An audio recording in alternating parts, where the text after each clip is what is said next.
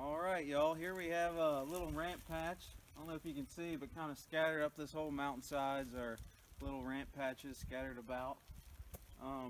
As you may or may not know, ramps have been a long-standing tradition throughout Appalachia. It was kind of one of the first plants that people could eat a fresh plant after they'd gone through all winter without any fresh vegetables. So for that reason, it's been very revered as a spring tonic. It's that first fresh plant source for the mountain people. Over the past, I don't know, 10-15 years, it's kind of become a really popular thing of chefs in cities and been in a lot of magazines. So a lot of these high-end chefs been demanding large quantities of ramps, so it's put a pretty big demand on the wild populations of ramps. So a lot of ramps have been harvested from the wild areas and shipped to cities to get high value for it. So ramps take a long time to go to seed, anywhere from 5 to 9 years, depending on how healthy it is. So it's really important when we go out and harvest wild ramps that we're very aware of how many we're taking of that area. We want to make sure we're not taking too much.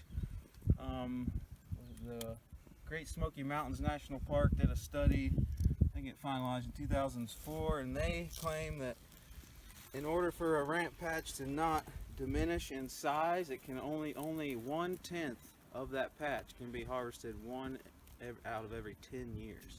So 10% every 10 years is what they saw as the ultimate sustainable way to keep your ramp patch going, unless you're actually doing some dividing and planting intentionally to spread that ramp patch quicker. Alright, so here we are. We're going to talk a little more about propagating ramps. So there's a couple different ways. You can do it by transplanting an already grown bulb or by seed. We'll describe both those methods here.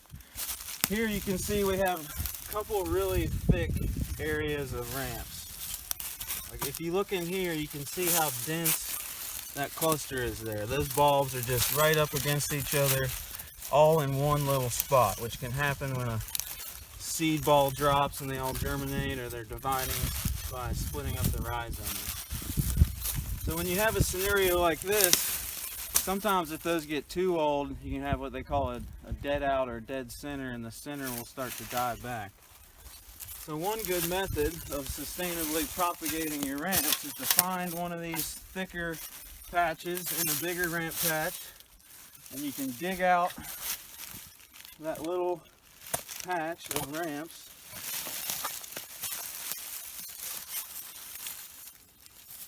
and you kind of want to be as gentle as you can, and you don't want to harm the roots. We got some rocks here.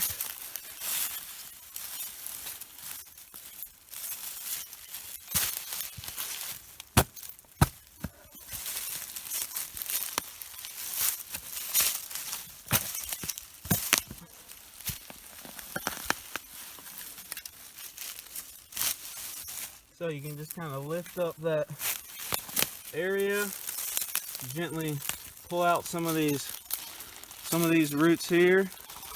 As you can see, they're really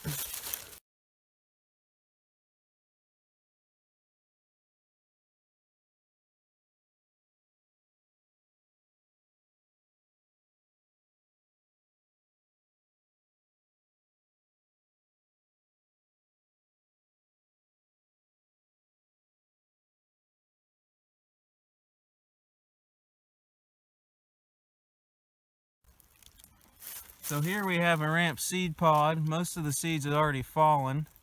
They are these little black, that's kind of the whole of one little black shiny seed.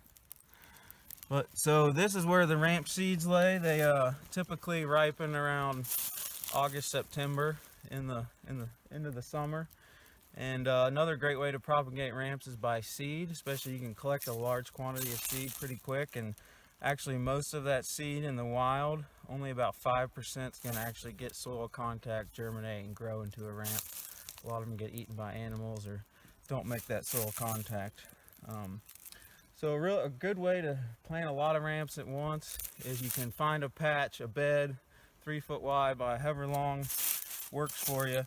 You can rake off those leaves, take those seeds, scatter the seeds on top of that bare soil, rake those leaves back on that top of where you seeded, and even putting extra leaves on top so it's a nice thick mulch, because they need a nice moist bed the whole time that they are there for them to germinate properly.